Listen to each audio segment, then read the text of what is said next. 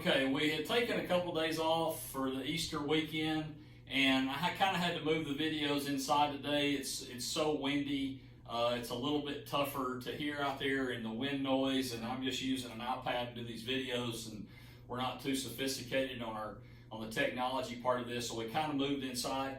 But I wanted to share with you a drill that we call the Manny Ramirez drill.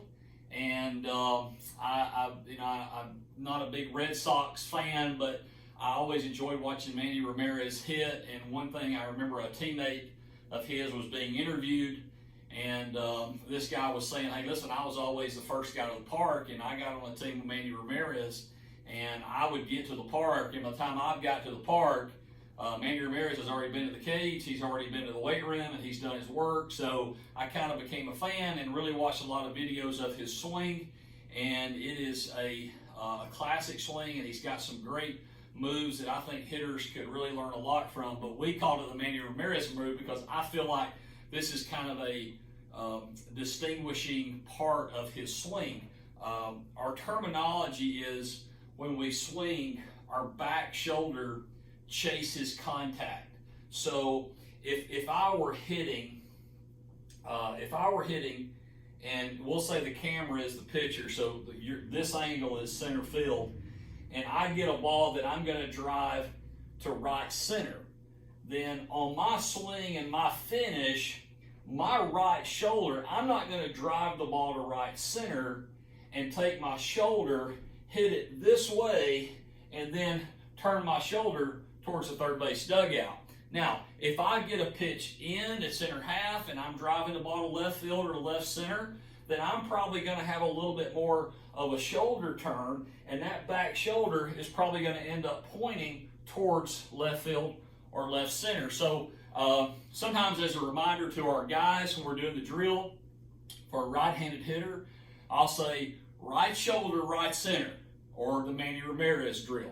So what it is, and I'm not a firm believer either way as far as if it's a two-hand follow through or a one-hand follow through. I have guys that do both of those really well. I think it's kind of a comfort thing, and I have guys that, like when I hit, on certain pitches I was a two-hand follow through, and on certain pitches away, a lot of times I was a one-hand follow through. So I would let the pitch sometimes dictate the finish, just like the high finish or the low finish.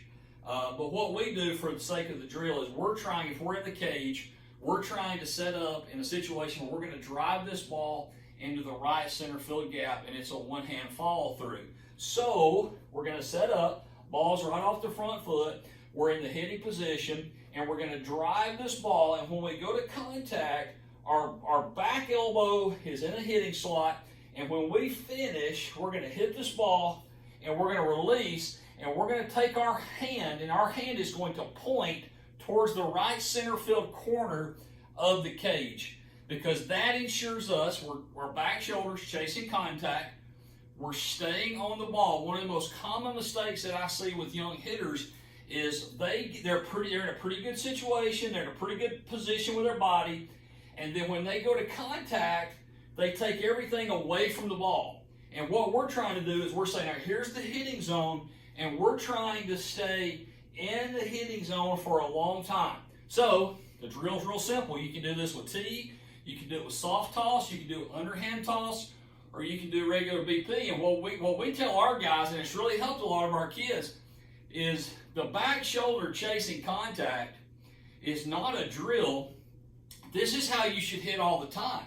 So whether I'm a two-hand finish or whether I'm a one-hand finish guy, my back shoulder should basically stay down the path and chase contact. So again, if I'm driving this ball to right center, I'm going to have my finish here, boom, and my backhand is like I'm high-fiving that corner. Now, if you want to work on driving the ball to left center, the ball's a little bit further out, and maybe it's a little bit in, but it's in front of the front foot. Well, I can do the same thing here, and I'm going to sit here and I'm going to drive the ball to left center, and this shoulder's here. What we don't want to do is we don't want to see we talk about the button of our cap. The button on our cap does not get further away. It actually is going to get even a little bit closer to the ball, although we're not going to do this, which a lot of young guys will do. So there's the Manny Ramirez drill. When you got guys that fall back, or they spin off, or they hit a lot of balls off the last 2 or 3 inches of the bat. That's a fantastic drill that will help those guys and help them feel what it feels like to stay in the hitting zone for a long time.